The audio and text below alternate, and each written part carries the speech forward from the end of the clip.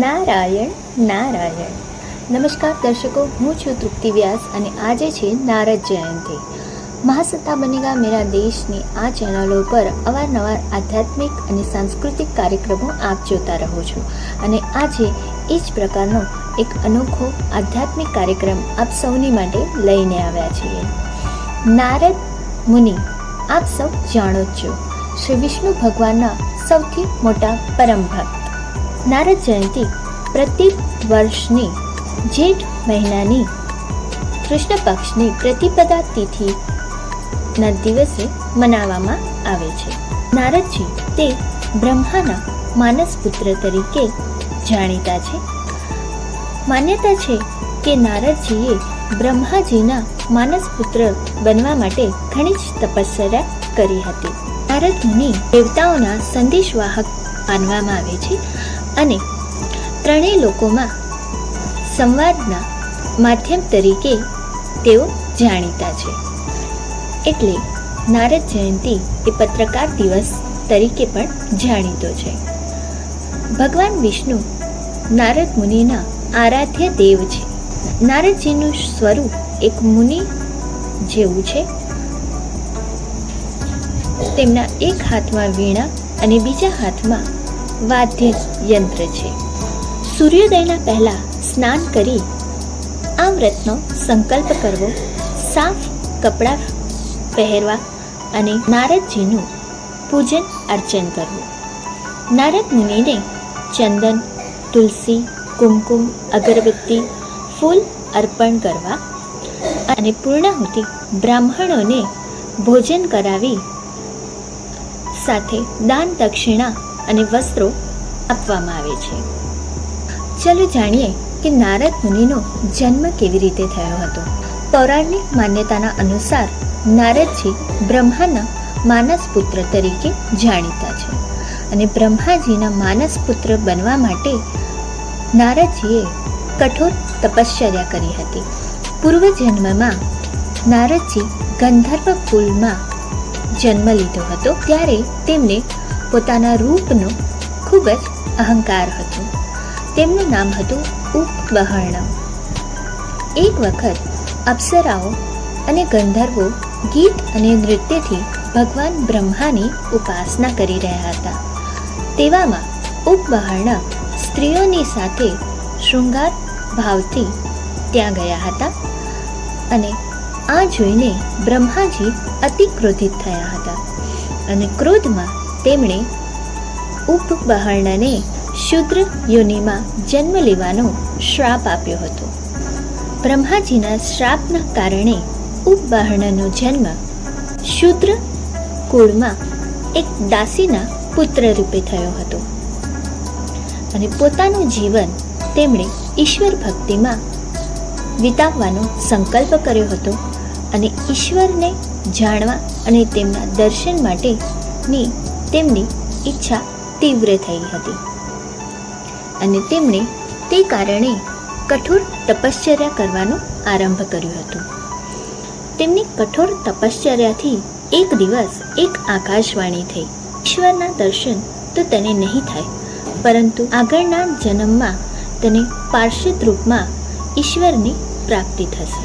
સમય વીત્યો અને તે બાળકનું શરીર આત્માથી છૂટું થયું અને કલ્પના અંતમાં જે સમયે ભગવાન નારાયણ શયન કરી રહ્યા હતા તે સમયે બ્રહ્માજી નારાયણના હૃદયમાં પ્રવેશ કરે છે અને તે સમયે તેમના શ્વાસ સાથે દાસી પુત્રની આત્મા પણ શ્રી હરિના હૃદયમાં સમાહિત થાય છે. એક સહસ્ત્ર ચતુર્યુગી પશ્ચાત જ્યારે બ્રહ્માજી જાગે છે અને સૃષ્ટિનું નિર્માણ કરવાનું વિચારે છે, સૃષ્ટિને નિર્માણ કરવાની તેમની ઈચ્છા થાય છે, ત્યારે તેમની ઇન્દ્રિયોમાંથી ઋષિઓની સાથે સાથે માનસ પુત્રનો અર્થાત નારદજીનો પણ જન્મ થાય છે. શ્રી હરિ વિષ્ણુના હૃદયમાં સમાહિત થવાના કારણે નારદજી વિષ્ણુ ભગવાનના પરમ ભક્ત હતા. વિષ્ણુ ભગવાને તેમને વીણા આપી હતી જે નિરંતર નારદજી નારાયણ નારાયણનો જાપ કરતા હતા. તો આ હતી નારદજીની જન્મની કથા. અને આવો આપણે સાંભળીએ નીતા ચૌહાણના કંઠે વિશેષ ભજનો.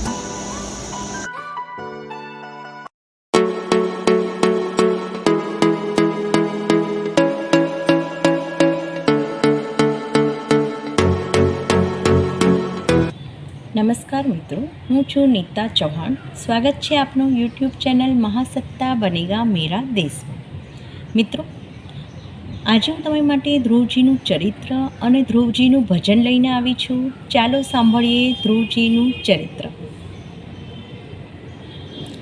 ધ્રુવજી વન મગ વિસરે રે, શોભે સુનીતિનો બાળ મારવાલા, ઉત્તાન પાદ આવકારતા રે, સુરુચિ મન બળી જાય મારવાલા, ધ્રુવ જીવન મગ વિસરે રે. ગણેશને વંદન કર્યા રે, લાગ્યા માતાને પાય મારવાલા, ધ્રુવ જીવન મગ વિસરે રે. ગૌ માતા સામા ભેટતા રે, શ્રદ્ધા અવિચળ થાય મારવાલા, ધ્રુવ જીવન મગ વિસરે રે. આશીષ માતાએ આપ્યા રે, મધુવનમાં વિચરાય મારવાલા, ધ્રુવ જીવન મગ વિસરે રે. નારદ સામા ભેટતા રે, વન દુઃખ વર્ણન થાય મારવાલા, ધ્રુવ જીવન મગ વિસરે રે. સંત પરીક્ષામાં પાસ થતા રે, મહામંત્ર અપાય મારવાલા, ધ્રુવ જીવન મગ વિસરે રે.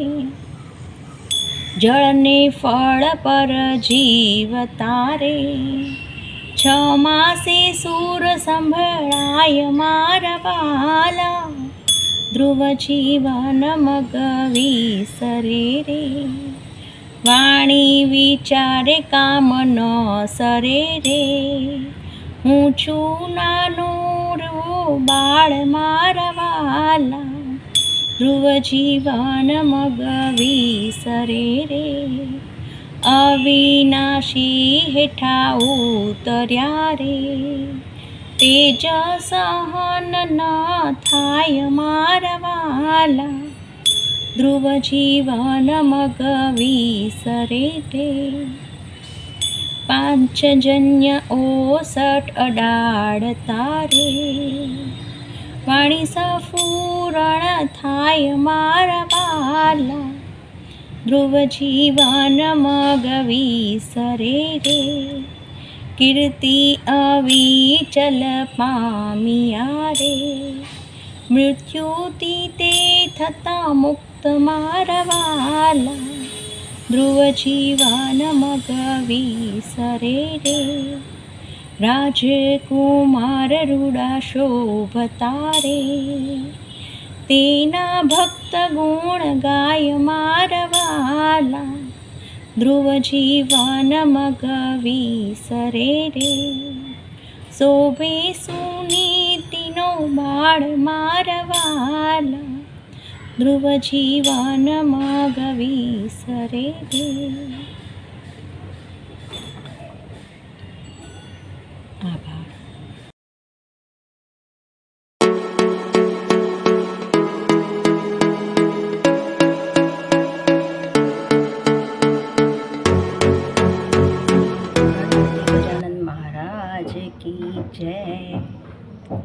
બડી કહું છું હું વારંવાર, બોલ તો વિચારી બોલજે.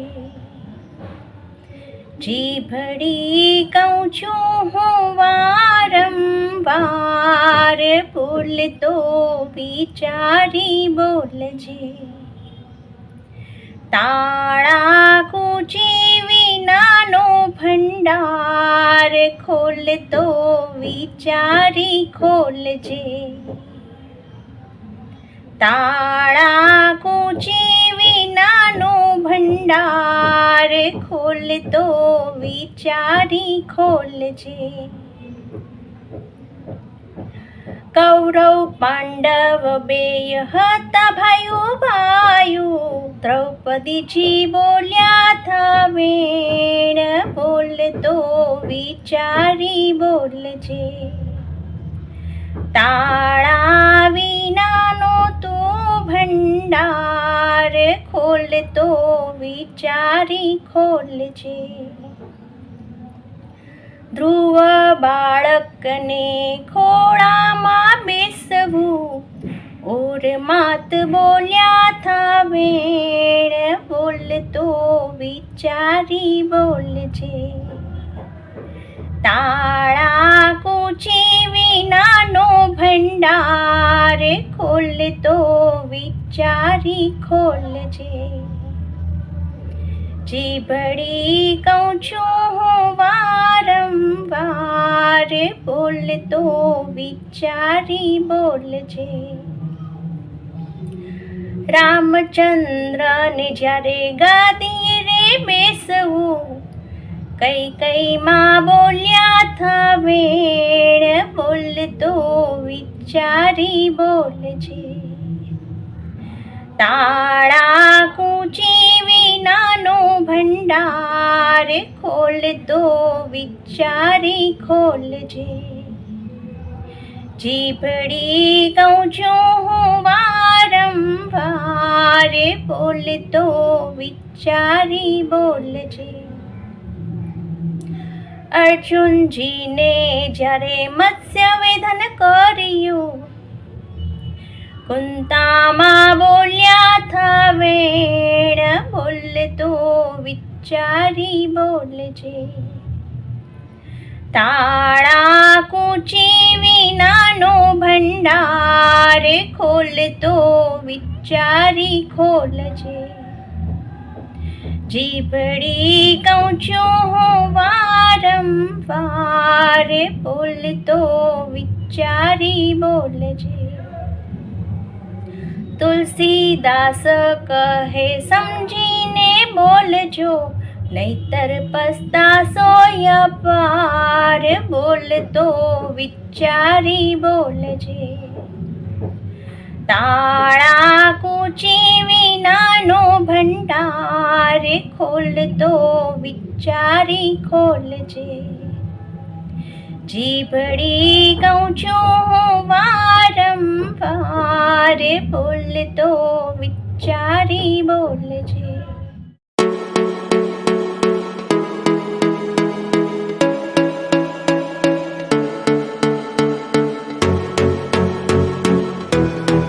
ધ્રુવજીનું ભજન.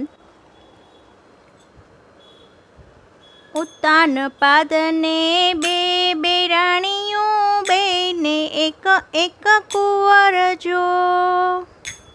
ઉત્તાન પાદને બે બે રાણીઓ, બેને એક એક કુંવર જો. ઉત્તમ ધ્રુવ એનું નામ છે, એનું ઉત્તાન પાદ એવું નામ છે. ઉત્તમની માં રહે મહેલમાં, ને ધ્રુવની માં રહે બહાર જો. 5 વર્ષના ધ્રુવ થયા, ત્યારે માતાને પૂછે વાત જો. માતા રે મારી માવડીને, ક્યાં વસે મારા તાત જો. ગામ ધણીને નગર ધણી, એ છે તમારા તાત જો. નવા રે વસ્ત્ર ધ્રુવે રે પહેર્યા, ને બાપુને મળવા જાય જો. ભરી કંસારીમાં રાજા બેઠા, નવા રે વસ્ત્ર ધ્રુવે રે પહેર્યા ને બાપુને મળવા જાય જો. ભરી કંસારીમાં રાજા બેઠા ને ધ્રુવને આવતા દીઠ્યા જો. ધ્રુવને આવતા દીઠ્યા ઉત્તમને ખોળેથી ઉતાર્યા. જોરે ઉત્તમને નો ઉતારું તો ધ્રુવને ખોટું લાગે જો. સામા ખૂણામાં માતા અપર બેઠા રાજાની સામે જોઈ રહ્યા. જોરે ધ્રુવને બોલાવશે તો તરત કરું વઢવાડજો. જાજા અભાગણીના પેટના તું અહીંયા શીદને આવ્યો. મારા પેટે અવતાર લે તો ધ્રુવ કહીને બોલાવજો. ત્યાંથી ધ્રુવજી ચાલ્યા ને માતાની પાસે આવ્યા. માતા અમને રજા દો તો તપ કરવાને જાવજો. શું રે ધ્રુવજી તમને દુઃખ જ પડ્યા ને સા આવ્યા સંકટ જો. નથી માતા મને દુઃખ જ પડ્યા નથી આવ્યા સંકટ જો.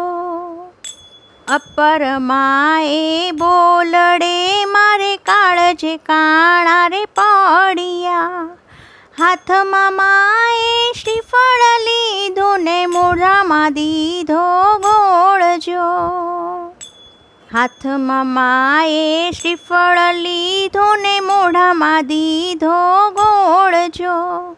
માતા ધ્રુવને વળાવા ચાલ્યા પાદર સુધી જાય જો.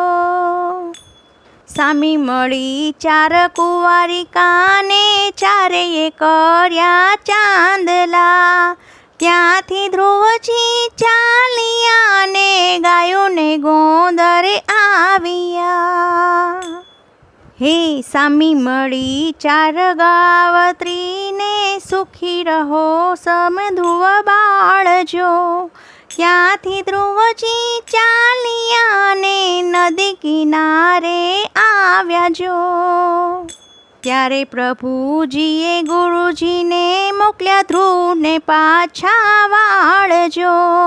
તમારો વાળ્યો જો ન વળે તો મારા દે જાઓ એંધાણજો.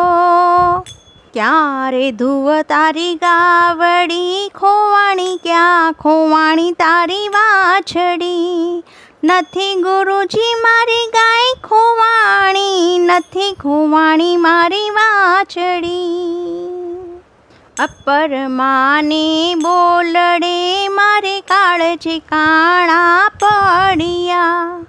ધ્રુવના રેણું બાળ છે તને વનમાં લાગશે બીકું.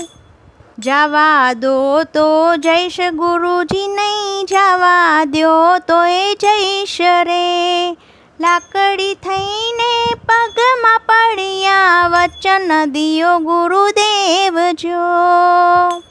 જાવ ધ્રુવજી 6 મહિના થશે ત્યારે પ્રભુજી અહીંયા આવશે. શિવ બ્રહ્માને વિષ્ણુ ત્રણે તારી પાસે આવશે. ત્યાંથી ધ્રુવજી ચાલ્યા ને ધૂણી ધખાવી તપ આદર્યા. ધૂણી ધખાવી તપ આદર્યા ને ખાખરાના પાન ખાયજો. ખાખરાના તપ પૂરા થયા ત્યારે એક પગે તપ આદર્યા. એક પગે તપ પૂરો થયો ત્યારે ઊંધે મસ્તકે તપ આદર્યા. ઊંધે મસ્તકે તપ આદર્યા ને ધ્રુવ ઊંધે મસ્તકે તપ પૂરો થયો ત્યારે પ્રભુજી ત્યારે આવ્યા.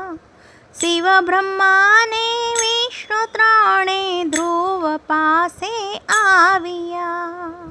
ધ્રુવના નેરું બાળ છે ને ધન્ય છે તારા નામને. ધ્રુવના નામનો તારો રે, ઉક્ષે જન્મ મરણ મટી જાય રે.